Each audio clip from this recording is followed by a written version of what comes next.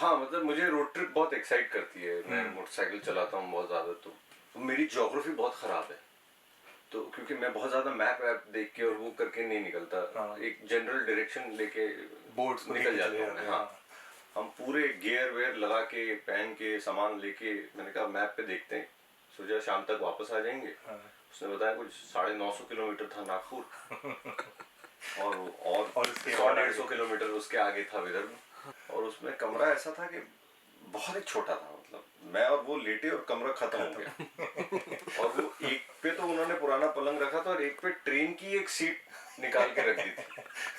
तो ऐसा लग रहा था ट्रेन में सोए। 6-6 महीने में मेरे माँ बाप आते थे वापस मिलने मुझसे, तो मुझे लगता था कि ये भी हैं माँ बाप, ये छोटे वाले हैं और बड़े वाले मेरे नाना नानी है, मेन माँ बाप वो हैं।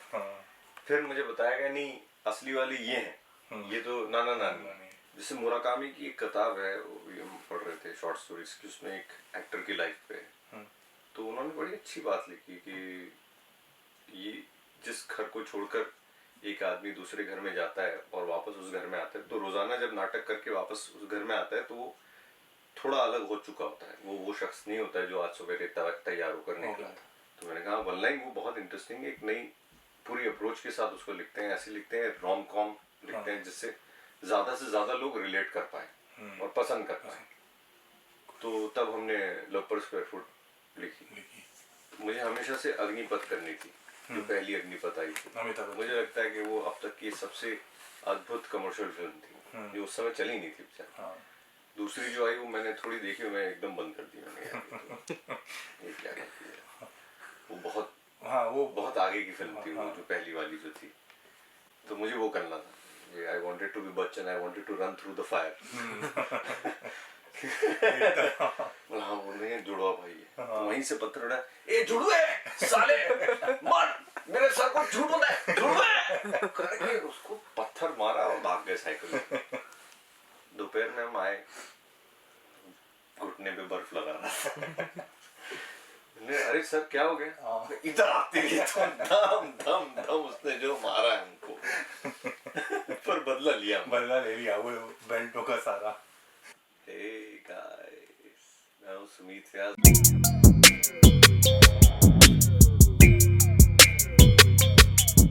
150 किलो बिक रही है प्याज। हमारे शो में आ गए हैं सुमित व्यास। तालियां। तो कैसा लग रहा है सुमित भाई कि 150 किलो बिक रही है प्याज? बहुत अच्छा तो नहीं लग रहा है, 150 किलो बिक रही है प्याज। शो में आके कैसा लग रहा है? शो में आकर बहुत अच्छा लग रहा है और हम भी बहुत खुश हैं क्योंकि हमने आपके ऑलमोस्ट जितने भी शोज आए हैं वेब पे सारे देखे हैं। पिक्चरों में तो आप काम करते हैं, बट आपका मिक्की हो गया या चंदन हो गया, वो मुझे लगता है कि आप खुद लिखते हैं तो इतना किरदार और निभाते भी इतना अच्छा है, तो वो लवेबल और इतना प्यारा बन जाता है करेक्टर की, सबको पसंद आता है। Thank you. तो सबसे पहले वही शुरुआत करते हैं कि एक्टिंग में जब आप आना चाहते थे तो बचपन से आपका मन था या बचपन में कुछ और बनना चाहते थे, बट बड़े होते होते पापा के साथ थिएटर में ज्वाइन करते हुए वहाँ पे कहीं आप एक्टर बन गए? हाँ मतलब बचपन में तो उतनी अकल नहीं थी कि क्या करना है क्या नहीं करना है, ऐसा कोई बहुत ज़्यादा क्लैरिटी नहीं थी मुझे दिमाग में। आई थिंक मैं 15-16 साल का था, तब मैं एक एडिटिंग स्टूडियो में काम करने लग गया था, क्योंकि पढ़ाई में बहुत कमज़ोर था मैं। तो वहाँ 1-8 साल काम किया, फिर मैं मेरे पिताजी का एक नाटक देखने गया था, तो वहाँ से मुझे लगा कि मुझे यहाँ होना है। अच्छा। हाँ स्टेज पर होना है, तो वो तब से थिएटर करना शुरू कर दिया। उस समय भी ऐसा कोई मैंने बहुत ज़्यादा प्लान नहीं बनाया था कि मैं ऐसे फिल्मों में आ जाऊँगा या मेरे पोस्टर लग जाएंगे, उतना ज़्यादा नहीं था। अच्छा। मुझे बस वो फॉर्म बहुत एक्साइट कर गया उस समय। मुझे लगा कि ये करना है, मुझे स्टेज पर होना है, मुझे एक्सप्रेस करना है। हाँ उतनी अकल मुझ में आ गई थी उस समय तक, तो तब से कर रहा हूँ। और जैसे एक आपने अभी बोला कि पढ़ाई में इतने अच्छे नहीं थे आप, तो वो हमें पता भी करा था थोड़ा सा, और मगर आप राइटर भी हैं और इतने अच्छे शोज लिखे हैं, इतना कामयाबी भी मिली है उन शोज के अंदर। हाँ। तो लोग जैसे बोलते हैं, लोग राइटर जो होता है ज़्यादा पढ़ा लिखा होना चाहिए, ज़्यादा पढ़ाई करनी चाहिए, या वो पढ़ता बहुत रहे बहुत सारी चीज़ें। तो राइटर अगर कोई आना चाहता है फील्ड में तो उसको पढ़ाई करनी चाहिए या नॉर्मल चीज़ें बुक्स पढ़नी चाहिए, नॉवेल्स पढ़ने चाहिए? पढ़ना तो अच्छा होता है एक्चुअली। मैं शायद पढ़ाई में उसलिए नहीं, उस समय मेरा रुझान था क्योंकि सब कह रहे थे कि पढ़ो, तो मुझे नहीं पढ़ना था। अच्छा। फिर एक समय के बाद कहना बंद कर दिया लोगों ने, तो तब मेरा इंटरेस्ट जाग गया। तो तब मैंने एक्चुअली किताबें पढ़ना थोड़ा शुरू कर दिया। और अब क्या है कि अब तो वो हो गया है कि मैं किताब पढ़ रहा होता हूँ तो लोगों को लगता है कि ये काम नहीं किया, इसके बाद खाली बैठा है किताब पढ़ रहा है। तो अब ऑलमोस्ट रेजिस्टेंस आ गया है, तो उससे और मजा आ रहा है मुझे पढ़ने में। हाँ, तो मतलब कि पढ़ाई जरूरी है, लिखा पढ़ाई तो जरूरी है। आप जैसे जैसे पढ़ेंगे, अलग अलग देशों के, शहरों के राइटर्स को पढ़ेंगे, उन्होंने अपने अनुभव को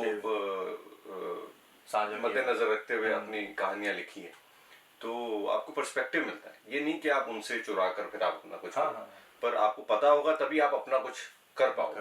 अवेयरनेस होनी जरूरी है। ट्रिपलिंग की भी अगर बात कर लेते हैं तो वो भी आपने लिखा, तो उसका सोचा कैसे आपने कि फिर सिबलिंग्स के साथ में रोड ट्रिप, और इतना मजेदार बन गया कि सारे कैरेक्टर एस्टैब्लिश होके आए थे। आप का कैरेक्टर निकला, फिर अपने बाबा यू आर ब्यूटीफुल अमोल का निकला, वो डायरेक्ट तो इतना हिट हो गया कि सीजन 2 उसी बेस पे बना दिया।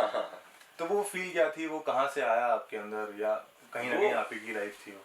हाँ, मतलब मुझे रोड ट्रिप बहुत एक्साइट करती है। मैं मोटरसाइकिल चलाता हूँ बहुत ज्यादा, तो अभी तो इन दिनों नहीं ज्यादा कर पा रहा हूँ, पर एक समय पे मैं काफी रोड ट्रिप करता था। सही है। तो उस समय टीवीएफ चाह रहा था कि हम लोग रोड ट्रिप पर अगर हमारे दिमाग में कुछ आइडिया हो तो लिखें। वो मुझे बस वो बोरिंग लग रहा था कि 3 दोस्त या 2 लड़के 2 लड़कियां मिलके कहीं गए और जो हमेशा से होता है, पार्टी हुई और फिर कोई गुंडे आ गए। वो हो गया, वो इतनी बार देख लिया कि मैं परेशान हो गया उससे। तो फिर मेरे दिमाग में एक दिन आया कि क्यों ना अगर 3 भाई बहन अगर निकले तो कैसा होगा। तो इनिशियली तो जब सोचा था तो काफी डार्क सोचा था हमने कि ये जो रोड ट्रिप होगी, ये उसका जो पर्पस था वो बड़ा डार्क था कि उसके किसी पिताजी हैं, माँ बाप हैं, वो डिसफंक्शनल थे, वो अलग हो गए हैं, एक की डेथ हो गई है और एक्चुअली वो डेथ के लिए जा रहे हैं सारे लोग मजबूरन। और उस जर्नी के दौरान पर फिर हमको लिखते समय ही लगा कि यार वो थोड़ा ज्यादा हो जाएगा। एक बार पहले एक नॉर्मल चीज करते हैं, एंटरटेनिंग चीज जो है वो ज्यादा इजीली कंज्यूमेबल है बनस्पत इसके कि आप थोड़ी सी डार्क चीज लिखो। हाँ, बहुत जबरदस्त रहा, बहुत मजा भी आया। रोड ट्रिप की बात करिए, बाइक आप चलाते हैं, मैं भी बाइक चलाता हूँ, बट कहाँ गए हैं अभी तक? रोड ट्रिप कहाँ आपने बाइक के साथ में गए? बाइक पे पहाड़ गए हैं हम, उत्तरांचल गए थे एक बार। यहीं से या दिल्ली से? दिल्ली से। फिर महाराष्ट्र पूरा घुमाया हमने। कोई किस्सा, क्योंकि रोड ट्रिप पे जाते तो कोई ना कोई ऐसा मोमेंट या ऐसा मेमोरी बहुत सारा था। मैं और मेरे मित्र थे जो मुझे किसी स्क्रिप्ट में असिस्ट कर रहे थे, वो कभी बन नहीं पाई। तो उस समय फार्मर सुसाइड जो है उस साल बहुत ज्यादा तादाद में हुआ था। तो मैं उस पर कुछ रिसर्च कर रहा था, तो उस सिलसिले में मुझे जाना था विदर्भ, क्योंकि वहां पर एक बहुत बड़े स्कॉलर थे, वो आ रहे थे। तो मुझे लगा कि वहां जाकर उनके साथ बैठकर थोड़ा वक्त बिताकर थोड़ी ज्यादा समझ में आएगी चीज। तो मेरी ज्योग्राफी बहुत खराब है, तो क्योंकि मैं बहुत ज्यादा मैप वैप देख के और वो करके नहीं निकलता, एक जनरल डायरेक्शन लेके बोर्ड्स निकल जाता हूँ। हाँ। तो हमें जाना था पहले नागपुर, और नागपुर से विदर्भ। मुझे नहीं पता था कि वो कितना दूर है। महाराष्ट्र में है, होगा ही, क्योंकि मैं 4-5 ट्रिप कर चुका था नासिक और इन सब जगहों पे। तो हम तैयार हो गए, मैं और मेरा दोस्त भी ऐसा ही बॉडम था, उसने भी ध्यान नहीं दिया। हम पूरे गियर वेयर लगा के, पहन के, सामान लेके, मैंने कहा मैप पे देखते हैं, सोचा शाम तक वापस आ जाएंगे। उसने बताया कुछ 950 किलोमीटर था नागपुर और 150 किलोमीटर उसके आगे था विदर्भ। मैंने कहा बाबा ये तो बहुत दूर है, ये शाम तक तो नहीं हो पाएगा ये बाबा अटक गए वहाँ पे। तो हाँ, लेकिन अब हम इतना तैयार हो गए और अब ना जाना तो बहुत ही बेवकूफ़ी होगी। अब क्या रेल की टिकट करवाएं, कैसे करें? चलते हैं, फिर देखेंगे, कल परसों तक पहुंचेंगे। फिर हम पनवेल के आसपास गए तो बारिश शुरू हो गई बहुत ज्यादा, तो भीग गए पूरे। तो मतलब अब भी टाइम है, वापस चल पड़ते हैं। यार अब इतना दूर आके अब अगर वापस गए तो थू है अपने ऊपर, क्या फायदा, हम कैसे बाइक करें? गियर अप करके पूरा। तो और गियर अप भी ऐसा हमारे पास वो सब नहीं था। नॉर्मल जो रेनकोट जो होता है, जो 4 बंगले में मिलता है, वैसा वाला रेनकोट और पैंट पहना था हमने, जो प्लास्टिक का एक पैंट पहनते हैं, वो पहना था। तो वो पहन के फिर गए, भीगे, फिर आगे आगे धूप हो गई तो सूख गए। फिर तो ऐसे कर करके मेरे ख्याल में औरंगाबाद पहुंचे हम लोग 750 किलोमीटर चल लिए उस दिन मोटरसाइकिल में। और तब तक ऐसा हो गया था कि मुझे लग रहा था अब मैं गिर ही जाऊंगा। तो हम किसी गंदे से किसी लॉज में रुके, जिसका कुछ से 80 रुपए प्रतिदिन कुछ किराया था। अच्छा। और उसमें कमरा ऐसा था कि बहुत ही छोटा था, मतलब मैं और वो लेटे और कमरा खत्म हो गया। और वो एक पे तो उन्होंने पुराना पलंग रखा था और एक पे ट्रेन की एक सीट निकाल के रख दी थी। तो ऐसा लग रहा था ट्रेन में सोए। इनोवेटिव था वो, और बीड़ियाँ फेंकी हुई थी और सारा। मैंने कहा अभी यहीं सोएंगे। नहीं, 750 किलोमीटर के बाद तो शरीर थक भी जाता है। हाँ, और चाहता है वो आराम करना। तो वो रहा, पर अच्छा रहा एक्चुअली। हम एक्चुअली जब इवेंचुअली पहुंचे विदर्भ, तो वहां पहुंच के गांव वालों ने कहा कि वो तो आए थे बाहर से लोग, वो चले गए। अरे चले गए, मतलब हम 2 दिन से मोटरसाइकिल पे आ रहे हैं, कहाँ चले गए? तो फिर किसी ने बताया नहीं, वो किसी एक घर में है, एक कॉन्फ्रेंस कर गए, दूसरी कर रहे हैं। फिर हम मिले उनसे, बहुत अच्छा रहा। उन्होंने खाना बना के खिलाया, उनके साथ 2-1 दिन बिताए, तो अच्छा रहा। वसूल रही ट्रिप। मतलब सही। अच्छा, एक जगह एक और अभीश की बात करी थी, मतलब उनके शो में हमने सुनी थी, वो बड़ी बात मज़ेदार लगी थी आपकी कि आप 4 साल तक अपने ग्रैंड पेरेंट्स के साथ रहते थे, फिर शिफ्ट हुए थे यहाँ पे। तो वो सीन थोड़ा सा अगर आप बताओगे तो जो जनता नहीं जानती है, हमारी जनता, उनको भी फनी लगेगा और मज़ा आएगा मेरे ख्याल से। मेरे नाना नानी जो थे वो जोधपुर में रहते थे, मेरे पिताजी यहाँ शिफ्ट हुए थे बम्बई में अर्ली 80s में। तो उन्होंने ऐसा सोचा कि कुछ समय के लिए मुझे छोड़ देते वहां पर। यहाँ पर उनको पता नहीं था कहाँ रहेंगे, क्या करेंगे, वो भी स्ट्रगल कर रहे थे उस समय। तो वहाँ ननिहाल जो था हमारा, वो पैसे वाले लोग थे, बड़ा सा घर, सब कुछ बड़ा बड़ा था, बहुत सारे स्कूटर, गाड़ियाँ, ये वो, हवेली टाइप। तो मुझे लग रहा था कि ऐसा ही होता है जीवन। और मैं अपनी जनरेशन का पहला बच्चा था, तो मुझे बहुत लाड़ प्यार से भी रखा। फिर 6-6 महीने में मेरे माँ बाप आते थे वापस मिलने मुझसे, तो मुझे लगता था कि ये भी हैं माँ बाप, ये छोटे वाले हैं और बड़े वाले मेरे नाना नानी है, मेन माँ बाप वो हैं। फिर मुझे बताया गया नहीं, असली वाले ये हैं, ये तो नाना नानी। तो अब इनके साथ बम्बई जाना है, तो मुझे लगा बम्बई पता नहीं क्या होगा बम्बई में, मतलब कुछ अद्भुत हो जाएगा। 3 साल का था मैं, 3-4 साल का। तो जब आए तो हम रहे भाईंदर में, मेरे पिताजी रहते थे भाईंदर में, 4थे माले पे उनका एक छोटा सा एक 1 रूम जैसे, उसी में एक सब कुछ होता है, उसी में एक स्लैब होता है, जो किचन होता है, उसी में एक छोटा गुसलखाना होता है, और वही। तो हम जब चढ़ रहे थे सीढ़ियाँ उस बिल्डिंग की, तो मुझे लगा इसमें तो बहुत कमरे हैं, और मेरे बाप ने बहुत पैसा बनाया है, बहुत नोट पीटा है, ये बढ़िया हो गया। वहां पहुंच के कमरे में घुसे तो खत्म हो गया कमरा। लगा ये क्या है, क्योंकि उससे थोड़ा बड़ा हमारा स्टोर रूम था जोधपुर में, जहाँ हम रहते थे। तो अरे ये क्या हुआ यार। मैं कहा बाकी सारे कमरों में मैं जाऊंगा, बोले नहीं वो अपने नहीं है, अपना यही इतना ही है। तो मैंने कहा ये कौन सी दशा लगी है मेरी, कैसी 7.5 लगी है कि वहां से पटक के सीधा भगवान ने यहाँ पटका है मुझे। तो वो बहुत कठिन था, मतलब उस समय नहीं कठिन लगता था, अब पर्सपेक्टिव में आप सोचते हो तो आपको कठिन लगता है, उस समय तो नहीं उतनी समझ। उस समय वो बच्चा होता है तो उसको, क्योंकि जोधपुर में इतना बड़ा आपको खेलने कूदने की जगह, 4 साल का बच्चा तो खेलने की जगह देखता है, और यहाँ पे आगे सीधा एक कमरा, बिल्डिंग में भी खेलने की जगह, यहाँ पे तो नहीं, पैसे दे के खेलना पड़ता है। आप बड़े हो गए जब भी ये हाल है वहाँ नहीं। और वो उस समय बम्बई भी थोड़ा अलग था, उस समय भाईंदर के जिस इलाके में हम रहते थे वो बहुत ज्यादा ऐसे सेफ भी नहीं था, बड़े गुंडागर्दी का थोड़ा एक वो था पहले उस टाइम पे।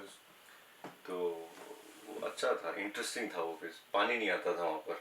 अच्छा, सवेरे 10 मिनट पानी आता था, बाकी पूरे दिन पानी नहीं आता था। बाकी पूरे दिन तो 10 मिनट में आपने जो जो भर लिया वो आपका। तो वो नीले रंग का एक वो कनस्तर होता है, टब होते हैं जो पड़े रहते हैं, तो वो और 2-3 बाल्टियां भर के रख देते थे बाथरूम में। भगोने एक्स्ट्रा है तो वो भी सारे भर के रखे हैं। और अगर कोई मेहमान आ जाता था कभी कभार ना, तो जैसे वो नहा रहा होता था ना बाथरूम में, छबाक छबाक, तो बाहर हमारा दिल बैठ रहा होता था कि जाने कितनी बाल्टियां खाली कर दी, अब बाकी दिन क्या करेंगे हम। ऐसा था। वो भी एक लाइफ थी, वो चेंज वही है कि दस्तूर है जिंदगी का, आप हाँ नहीं, और अच्छा है, मतलब आई डोंट थिंक सबको जरूरी ये अनुभव करना, पर जिनको सौभाग्य मिला है ये अनुभव करने का, वो बहुत अच्छा है, क्योंकि फिर आपको लाइफ में ना आगे चलकर भी एक पर्सपेक्टिव मिल जाता है। अमूमन ऐसा होता है कि लोग भूल जाते हैं, जैसे ही बढ़िया टाइम आते ही एकदम भूल जाते हैं कि शुरू कहाँ से हुआ। उनको लगता है यही सही है और ऐसा ही होगा। हाँ, तो फिर अचानक से हाँ बदल जाता है, तो वो याद रखना चाहिए। मैं भी जब आया था बॉम्बे में ऐसे, तो मेरे जितने भी दोस्त थे यहाँ पे, सबने मना कर दिया था कि मैं नहीं रखूंगा तुझको। हमारी लैंड लेडी मना करती है, हमारे साथ कोई रह रहा है। तो कोई पुराने कैमरामैन थे, उनके साथ रहा, तो वही सेम कमरा था जोगेश्वरी में, कहीं पे अमरूद नगर में, कि उसी कमरे में सब कुछ है। तो तब पता चला मुझे कि यहाँ पे ऐसा बहुत मुश्किल काम है, दोस्त लोग भी भूल जाते हैं। और वो वाले दोस्त थे दिल्ली में जो एकदम भाई वाली बातचीत थी, तू तो मेरा छोटा भाई है भाई, बॉम्बे आई हो, वो वाला सीन था। बॉम्बे की लाइफ बहुत मुश्किल।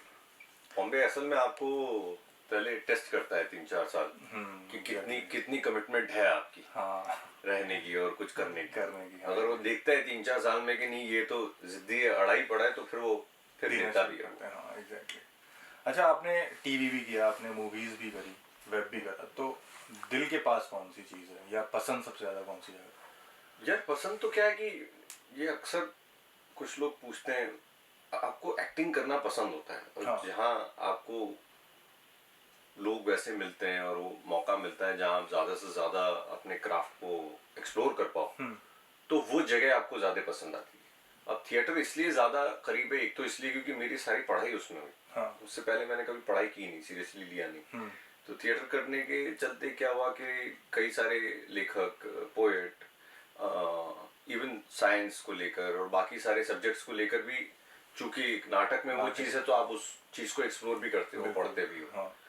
तो एक तरीके से मेरी पढ़ाई उसमें, मुझे लगता है कि वो मेरी परवरिश की है थिएटर।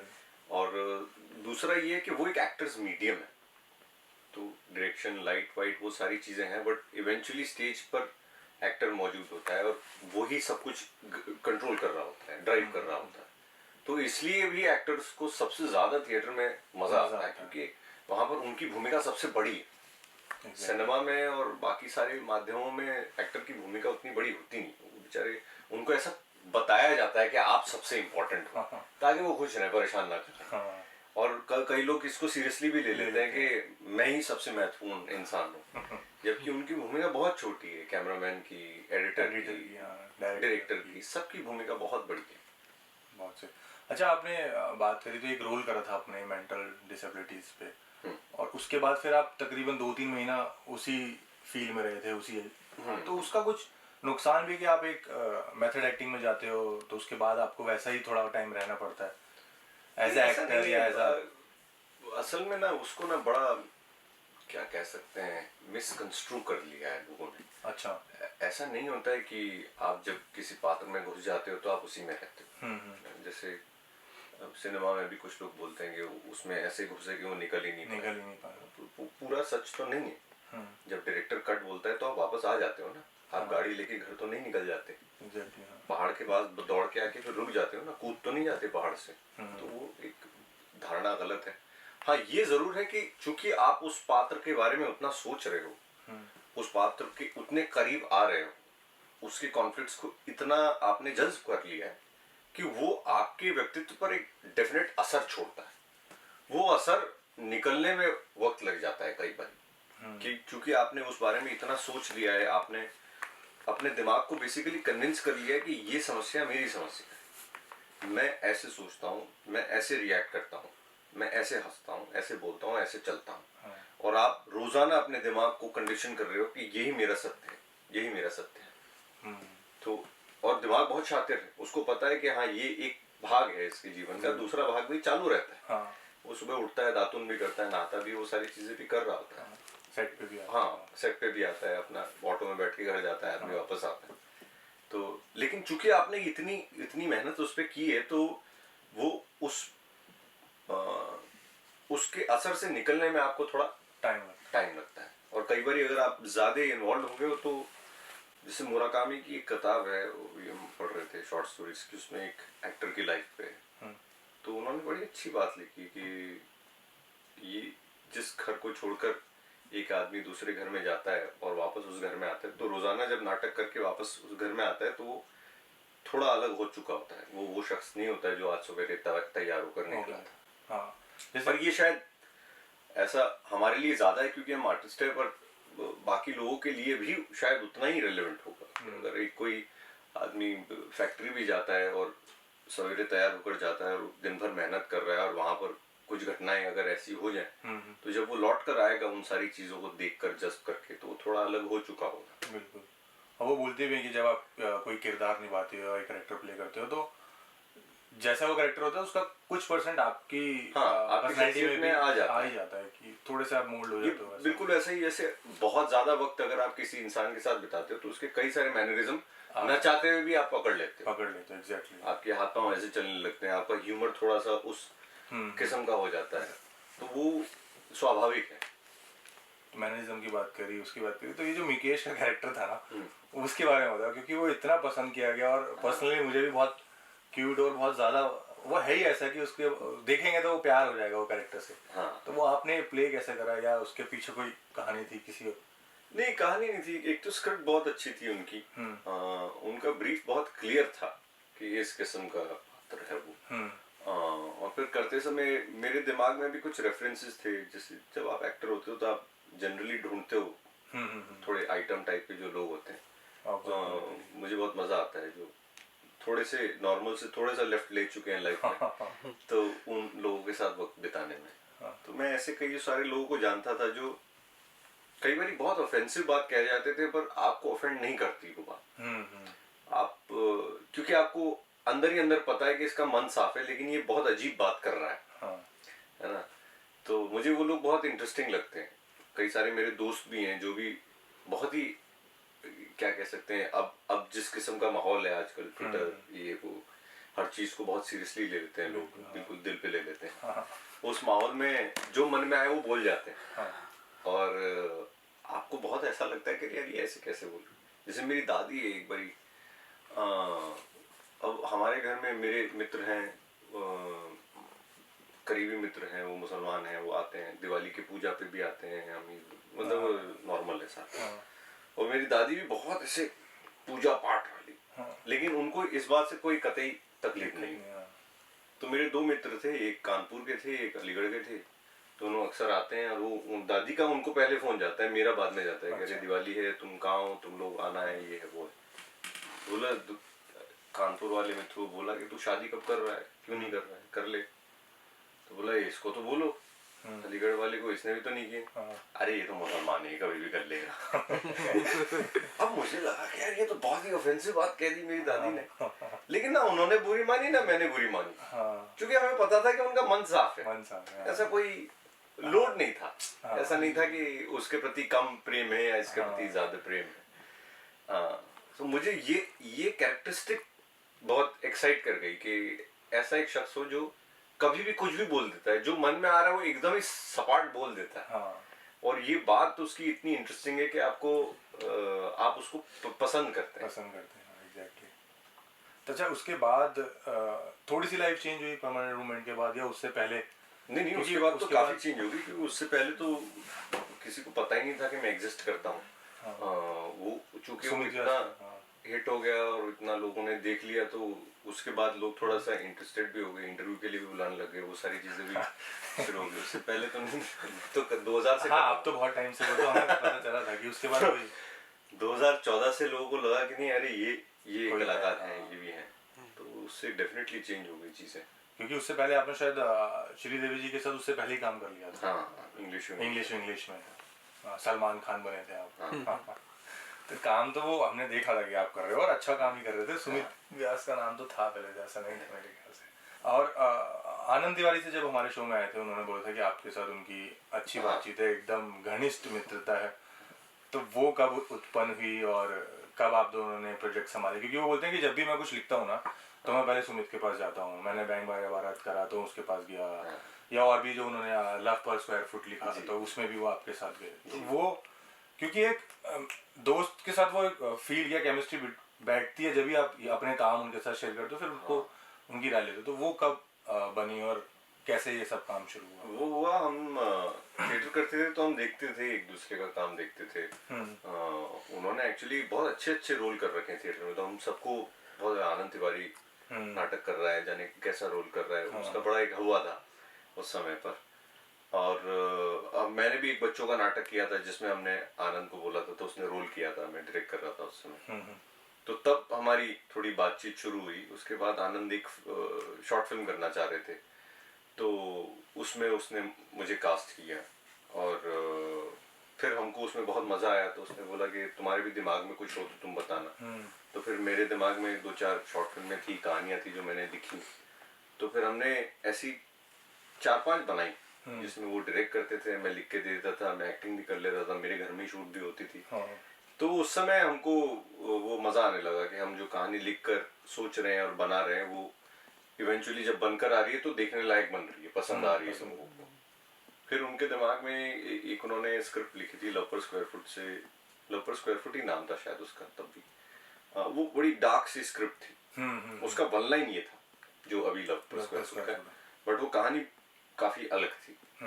तो उसको वो चाह रहे थे बनाना, उस समय हो नहीं पा रहा था, कोई इंटरेस्ट नहीं दिखा रहा था क्योंकि वो बिकाऊ नहीं थी। Let's just put it this way. फिर हम साथ में बैठे, उन्होंने कहा यार इसको मुझे फिर से पूरी की पूरी एक नई कहानी लिखनी है, सिर्फ वन लाइन वो रखना है। तो मैंने कहा वन लाइन वो बहुत इंटरेस्टिंग है, एक नई पूरी अप्रोच के साथ उसको लिखते हैं, ऐसे लिखते हैं, रोम कॉम लिखते हैं जिससे ज़्यादा से ज़्यादा लोग रिलेट कर पाए और पसंद कर पाए। तो तब हमने लव पर स्क्वायर फुट लिखी। तो इवेंचुअली जो पहला ड्राफ्ट लिखा था, उसके बाद कुछ 18-19 ड्राफ्ट लिखते चले गए, क्योंकि हर बार नया प्रोड्यूसर आता था, नया स्टूडियो आता था, तो लगता था कि उसके कुछ सजेशन होते थे, ऐसा करो ऐसा करो। तो but eventually I think last draft जो है वो पहले ड्राफ्ट से काफ़ी करीब है। अच्छा, सिमिलर जो शुरुआत में। हाँ।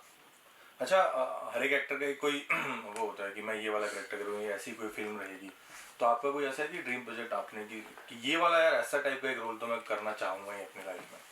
यार वो चेंज होता रहता है, आप जैसे जैसे अलग अलग स्टेज पे आते हो ना, तो फिर आपका चेंज होता है। जैसे पहले जब मैं एक्टर बना था तो मुझे हमेशा से अग्निपथ करनी थी, जो पहली अग्निपथ आई थी। मुझे लगता है कि वो अब तक की सबसे अद्भुत कमर्शियल फिल्म थी, जो उस समय चली नहीं थी पिक्चर। दूसरी जो आई वो मैंने थोड़ी देखी, मैं एकदम बंद कर दी मैंने। ये क्या कहती है, वो बहुत आगे की फिल्म थी, वो जो पहली वाली जो थी। तो मुझे वो करना था, I wanted to be Bachchan, I wanted to run through the fire। सालों तक ऐसा रहा कि मैं उसको देख के, वो सीन आता था जिसमें बच्चन आग में भाग रहा होता था, डैनी वहां से चिल्ला रहा था, भाग अमिताभ बच्चन भाग, भाग आग से भाग। तो और एक मेरी बहुत पसंदीदा फिल्म है बिग लेबोस्की, तो बड़ी इंटरेस्टिंग फिल्म है, कभी आप देखेंगे। तो मेरा बड़ा मन है वैसी कुछ फिल्म करने का। उसमें एक कैरेक्टर है, उसका नाम है द डूड। तो मुझे वो रोल इतना ज़्यादा पसंद है, तो सालों से मैं सोच रहा हूँ कि एक दिन ये स्क्रिप्ट आएगी मेरे पास और फिर मैं वो करूँगा। ना आप ही लिख दोगे राइटर भी तो। हाँ, वरना मुझे वैसा कुछ लिखना पड़ेगा। सही है। अच्छा, बचपन में कोई ना कोई शरारत ज़रूर करते हैं, ये हम सबसे ही पूछते हैं, सब अपनी अपनी एक शरारत ज़रूर बताते हैं। तो ऐसा कोई सीन रहा है या ऐसा कोई मेमोरी जहाँ पे आपको लगता हो यार उस समय मैंने ये बचपन में था तो कुछ ज़्यादा ही कर दिया, बट अभी सोच के याद आती है तो फनी लगता है या इंटरेस्टिंग लगता है? बचपन में तो बहुत सारी चीज़ें मैंने अंडरस्टैंड की है जो अब सोचो। मेरे ख्याल से राजस्थान के लोग सारे ऐसे होते हैं। मैं भी क्योंकि राजस्थान का ही हूँ। हाँ, मैं अलवर साइड का हूँ। अच्छा, तो मेरा असल में ज़्यादा पूरा बचपन असल में बम्बई में ही बीता है, क्योंकि मैं 4 साल का था तब आ गया था, तब से फिर बम्बई में ही हूँ। जिससे मैं मेरे ख्याल में 6वीं में 7वीं में था, तो मैं पढ़ाई में कमज़ोर था, तो मेरी माँ ने एक बड़ा स्ट्रिक्ट टीचर ढूंढ के रखा था, क्रिश्चियन था वो, तो उसके यहाँ हमको ट्यूशन पढ़ने जाते थे। मैं और मेरा एक दोस्त था मुकेश, अभी थोड़े दिन पहले मैं टच में आया उनके, तो मैं शक्ल ही नहीं पहचान पाया। तब के बाद मैं मिला ही नहीं, अब वो बड़ा किसी बड़ी नौकरी कर रहा है, अच्छा पैसा कमा रहा है। तो हम दोनों वहाँ जाते थे, और फिर कई बार ना दोपहर में जाते थे तो सो रहे होते थे ट्यूशन टीचर। तो हमें लगा कि गहरी नींद में, फिर हमें एक्सप्लोर किया कि नहीं, ये इन्होंने दोपहर में दारू पी ली अच्छा। और एकदम टुन हो चुके हैं और लेट चुके हैं, तो हमें बड़े फनी लगते थे। वो मारते बहुत थे। दारू पीने अगर के बाद। परेशान पढ़ाई नहीं की या कुछ नहीं की तो वो मारते, बेल्ट से मारते थे। अरे वाह। वो एकदम सूद देते थे हमको। और हम इतने ढीठ थे, थोड़े दिन पिटने के बाद हमें पिटने की भी आदत हो गई। हमें टेक्निक पता चल गई कि अक्सर ना किस्से सुनाने लगते थे अजीब अजीब, कि मैं कभी बहरीन में था, वहाँ एसिड रेन हो गई थी तो मेरे ऊपर बूंदें गिर गई। भाईंदर में एक कोने में एक नीचे ग्राउंड फ्लोर पर एक घर में बैठ के वो बड़े बड़े, हमको लगता था यार इतना बड़ा आदमी है ये यहाँ क्या कर रहा है भाईंदर में इस खोली में। यार होगा। उसने एक दिन किस्सा सुना कि मेरा एक जुड़वा भाई है, एक हमशक्ल है, जो घूम रहा है भाईंदर में और जगह जगह पर मुफ्त का सामान भी खरीद रहा है और लोगों को कह रहा है कि मैं वो हूँ, लेकिन मैं वो नहीं हूँ। अगर तुम्हें भी कभी दिखे मेरा जुड़वा भाई तो मेरे को उससे बच के रहना, वो लोगों को बेवकूफ बना रहा है। और एकदम दोपहर को आंखें लाल हो चुकी और सेट हुए हुए टनाटन। मैं ठीक है। दूसरे दिन मैं और मुकेश उस समय ना 8-10 रुपए पे किराए पे साइकिल मिलती थी 2 घंटे के लिए, तो मैं किराए पे साइकिल लेके हम दोपहर में चला रहे हैं और वो थैली लेके सामान लेते हमको दिखे ट्यूशन टीचर, मैं देखते जा रहा है। मुकेश कहता मारे कैसा लगे, बोला हाँ बोल रहे हैं जुड़वा भाई है। तो वहीं से पत्थर उड़ा, ए जुड़वे साले मार मेरे सर को झूठ बोलता है जुड़वे करके उसको पत्थर मारा और भाग गए साइकिल। दोपहर में हम आए, घुटने पे बर्फ लगा रहा। अरे सर क्या हो गया? इधर आते ही तो धम धम धम उसने जो मारा है हमको। पर बदला ले लिया वो बेल्टों का सारा। ठीक है, तो ये तो हमारी गेम्स हो चुकी हैं। तीसरा गेम है जो आपके साथ खेलेंगे, जिसका नाम है तेज आग। तेज आग। Upcoming star of Bollywood. Upcoming star of Bollywood बहुत सारे हैं। ईशान खट्टर अपकमिंग है ना। हाँ। दूसरा है favourite place to chill in Bombay. हो my sofa to be precise. वही वाले घर में जो हम एक YouTube पे वीडियो डाली हुई है। नहीं वो पुराना था अभी। अच्छा है, दोबारा चेंज हो गया। ठीक है। तीसरा है मिक्की या चंदन, दोनों में से कौन है फेवरेट? मिक्की। चौथे का वैसे आंसर तो मिल चुका है, बट उसमें ऑप्शन नहीं है। बॉलीवुड या वेब शो, वेब सीरीज मतलब। थिएटर आपने बोल दिया ज्यादा पसंद है, बट इन दोनों में से ज्यादा अभी वेब सीरीज, क्योंकि उसमें ज्यादा एक्साइटिंग काम हो रहा है। हाँ। अगर आपकी लव स्टोरी के ऊपर मूवी बनेगी तो टाइटल क्या होगा? It's not that simple. अभी तक कोई क्रेजी फैन मिली है, या उसने कुछ क्रेजी मिलते हैं ना कि पीछे पड़ जाते हैं, या किसी ने फोटो के पीछे आ जाते हैं, कोई नस काट लेता है, ऐसी कोई नस तो नहीं काटी भाई, ऐसा नहीं। आई डोंट थिंक आज की डेट में उतना करते हैं। एक जमाने में लोग थोड़ा करते थे, हाँ, बट या शायद करते होंगे, मुझे नहीं पता, मेरे लिए तो उतना नहीं करते। तो कोई है कुछ किस्सा?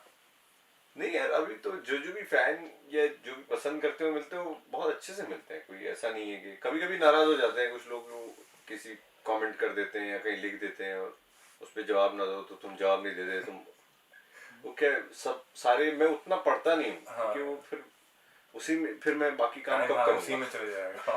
कि मैं अगर सबके जवाब दूंगा फिर उनसे बातें भी होंगी, फिर मैं और काम नहीं कर पाऊंगा। बिल्कुल। तो कभी कभी नाराज जाते हैं लोग। Thank you so much.